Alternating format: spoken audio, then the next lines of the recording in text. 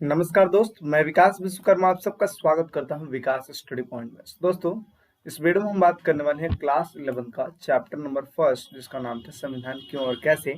इसका हम second part करने वाले हैं। फर्स्ट पार्ट हमने ऑलरेडी कर रखा है, जिन बच्चों ने नहीं देखा है डिस्क्रिप्शन में लिंक है, आप जाकर वहाँ पे चेकआउट कर सकते हैं, या फिर अलग से प्ले लिस्ट मैंने बना दिया है, वहाँ से आप देख सकते हैं।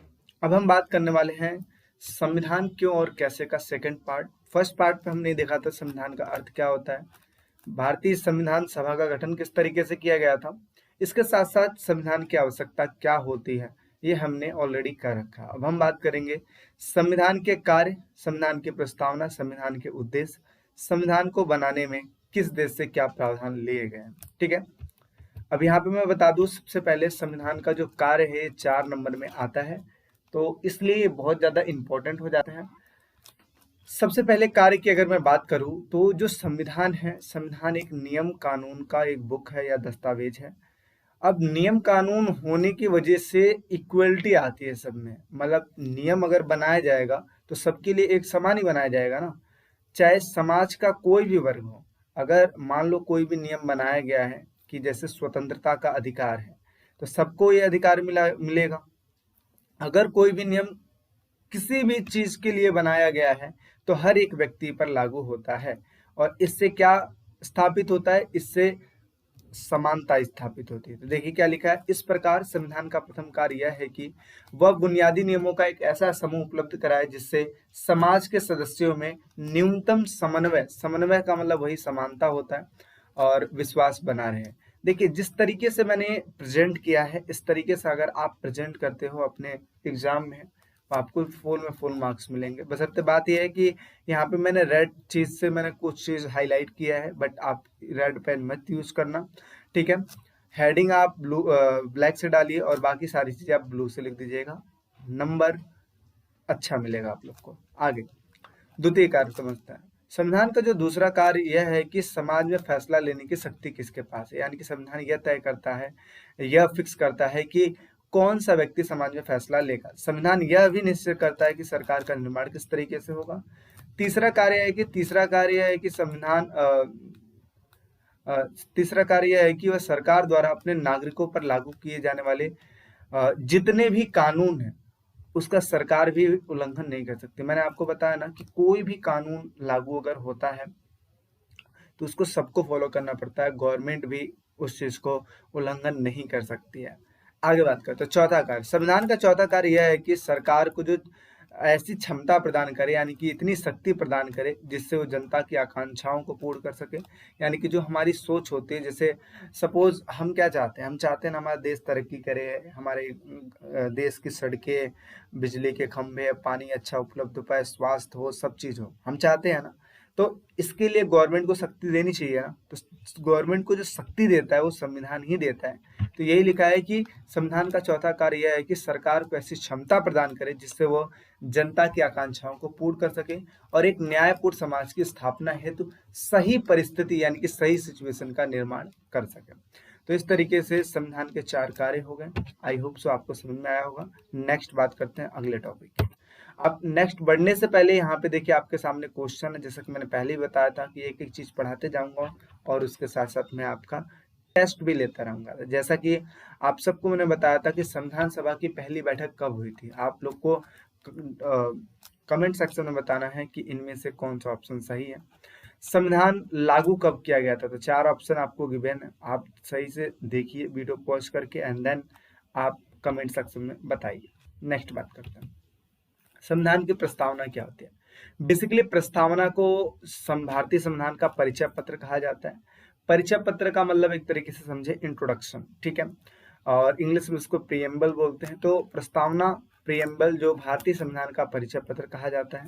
भारतीय संविधान की प्रस्तावना जवाहरलाल नेहरू द्वारा बनाए गए तथा पेश किए गए उद्देश्यों पर आधारित है, यानी कि एक तरीके से देखा जाए तो जो उद्देश्य प्रस्ताव जवाहरलाल नेहरू ने प्रस्तुत किया था उनमें जिन चीजों का जिक्र किया था वही उसकी प्रस्तावना थी। ठीक है, प्रस्तावना कहाँ से हमने देख के वो किया, तो वो है अमेरिका के संविधान से। यानी कि अगर देखा जाए तो अमेरिका का जो संविधान है वहां पे प्रस्तावना लागू किया गया था सबसे पहले, और उसके बाद इंडिया में।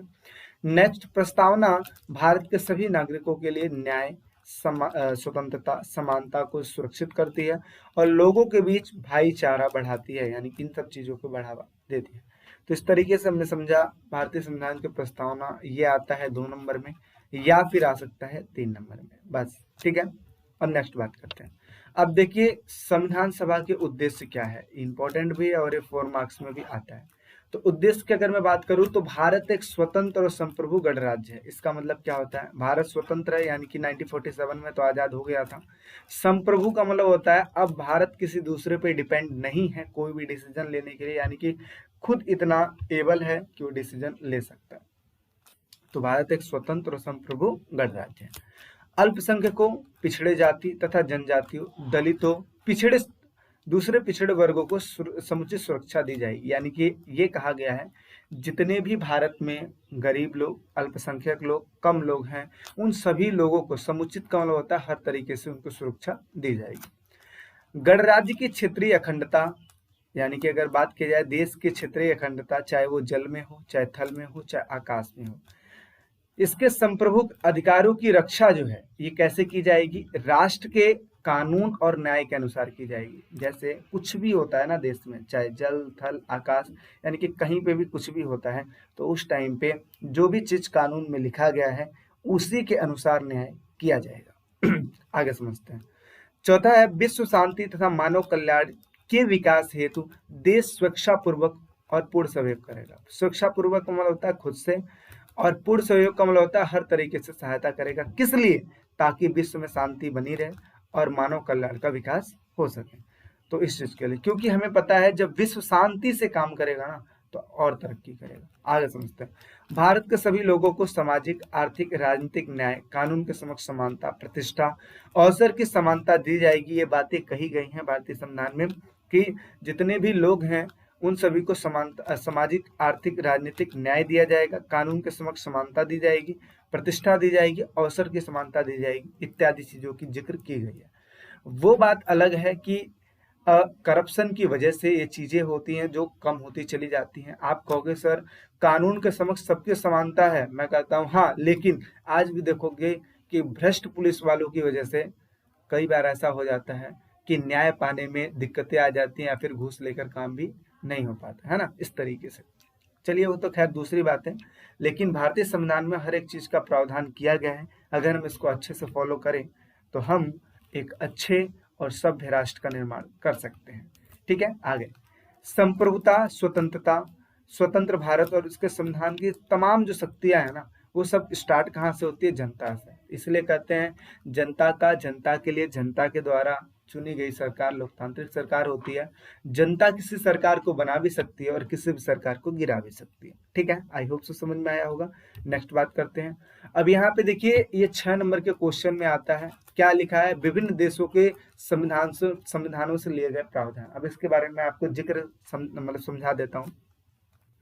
पहला चीज तो यह है कि जब भारतीय संविधान का निर्माण किया गया तो विभिन्न देशों के संविधानों को भी देखा गया, इसलिए क्योंकि विभिन्न देशों के संविधान में अच्छे अच्छे प्रावधान कुछ थे और भारतीय संविधान ये चाहता था कि हमारा जो संविधान ऐसा संविधान, यूनिक संविधान बने जिसमें सभी देशों की जो अच्छाई है उस चीज को हम भी अपने में जगह दें। साथ ही साथ अच्छाई को एक्सेप्ट करना भारत की खूबी है और भारत इस चीज को हमेशा सपोर्ट करता है कि अच्छी चीजों को हमेशा एक्सेप्ट किया जाए।